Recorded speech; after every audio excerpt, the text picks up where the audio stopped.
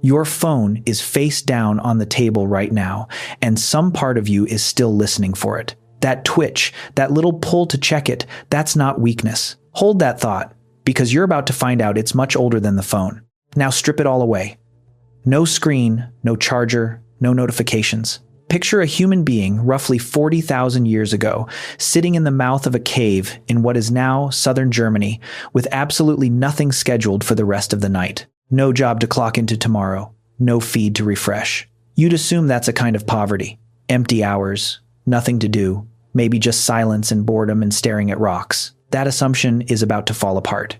Because here's the gap nobody sits with long enough to feel uncomfortable about. If that person truly had nothing, no drive to fill that time, no hunger for stimulation, why does the archaeological record show the opposite? Why do we keep digging up objects that only make sense if someone was bored on purpose and then did something extraordinary about it? Something in that cave was being carved, tuned, and played tens of thousands of years before anyone planted a single seed or wrote a single word. The question worth sitting with for the next few minutes is simple. What does a human being do with real, unstructured, undistracted time when nothing forces them to fill it? Zoom out for a second, because the time frame here is almost too large to hold.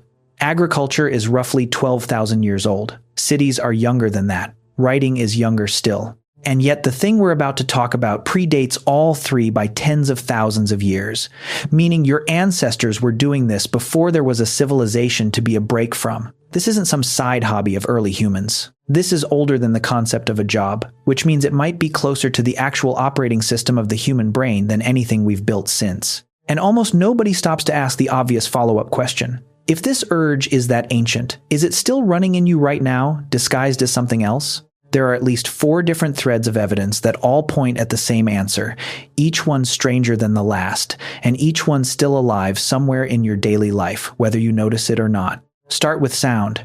In 2008, archaeologists working in Hohlefels cave pulled out fragments of a flute carved from a griffon vulture's wing bone, dated to somewhere around 40,000 years ago. 5-finger holes, deliberately shaped. Someone sat down, took a bone, and turned it into an instrument capable of producing actual melody. Think about what that requires. Not survival, not food, not shelter. Just the decision that silence wasn't enough, that the moment needed a sound in it that didn't come from wind or water or another animal. That flute means music isn't a byproduct of leisure that showed up once humans got comfortable. Music came first. It was already baked into us before we ever built a village to play it in.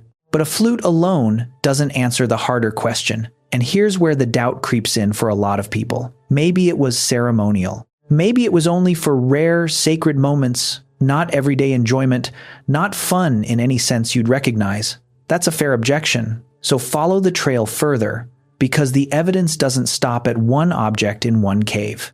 It multiplies. Move deeper into the story and you find dance, or at least the strong shadow of it. You can't carbon date a movement, but you can date the instruments built to keep a beat, and rhythm only matters if bodies are meant to move to it. Combine a wind instrument capable of melody with the near-universal presence of drums and rattles across early human sites worldwide, and you get something that looks less like ritual obligation and more like people using sound to move together, to synchronize, to feel something as a group instead of alone. That's not a chore. That's the oldest dance floor on the planet, and it didn't need a DJ, a playlist, or a Saturday night. Here's where it gets stranger. Because if music and movement were already happening, group activity, shared rhythm, shared attention, then the isolated caveman staring blankly into a fire, the image most of us default to, starts to look almost backwards. The real picture looks more like a crowd, and crowds need something to talk about. That's where storytelling enters. And this is the part that's almost impossible to prove directly and yet impossible to ignore. Every hunter-gatherer society still alive today that anthropologists have studied treats storytelling around the fire as central, not optional, often taking up the majority of evening hours once the work of the day is done. If that pattern holds across every surviving example we have, the reasonable assumption isn't that ancient humans invented storytelling recently. It's that we're watching a habit stretching back tens of thousands of years, one that never needed a screen, a script, or a camera. The story was the entertainment. The person telling it was the entire production. And then there's the wall. In Chauvet Cave in France, dated to roughly 36,000 years ago, someone painted horses, lions, rhinoceroses in charcoal and ochre, with a level of skill and shading that looks less like a primitive scribble and more like an artist who understood movement and form. Some of the animals appear to have multiple sets of legs overlapping, an early attempt, some researchers argue, at suggesting motion, a kind of prehistoric flipbook effect. If that reading holds, someone 40,000 years ago wasn't just recording an animal. They were trying to make it move on a static wall, trying to trap motion in stone, the same instinct that later builds animation, then film, then the video autoplaying on your phone right now. Here's the part that should genuinely unsettle you a little. This wasn't functional information passed down for survival, like which plants are poisonous or where water is. Cave art this elaborate, this deep in the cave, far from daylight, required carrying fire deep underground for the sole purpose of making an image nobody strictly needed to see. That's not information. That's the oldest evidence we have of art created purely because someone wanted to make something and wanted someone else to see it. Sound familiar? It should. That impulse never left. It just changed its medium. And it wasn't only what people made, it was what they wore on themselves. Ochre pigment and shell beads, some pierced and strung tens of thousands of years ago, found in sites across Africa and Europe, show up again and again with no survival function whatsoever. You cannot eat a bead. A necklace doesn't keep you warm. Painting your body doesn't fend off predators. And yet people spent real time and real effort making themselves look a certain way, decorating their bodies for other humans to see. That is the first recorded instance of getting dressed up because you wanted to be looked at. There is no meaningful difference between a shell necklace worn 40,000 years ago and the outfit you picked this morning while glancing in the mirror one extra time. Now here's the turn. The moment this stops being a story about them and becomes a story about you.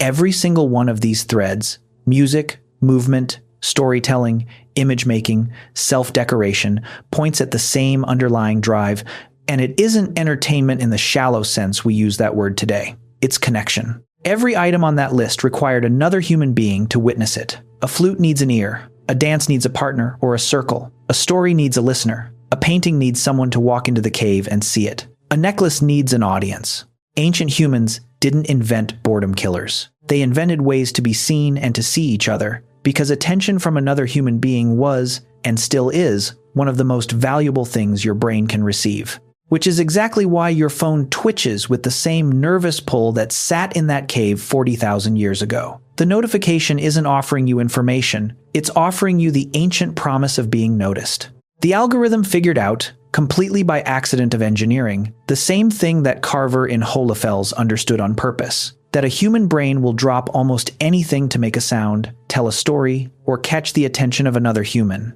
The difference is brutal once you see it clearly. Their version required someone else in the room. Yours doesn't require anyone at all. You can get the dopamine hit of being seen from a screen full of strangers who will forget you exist within a second of scrolling past.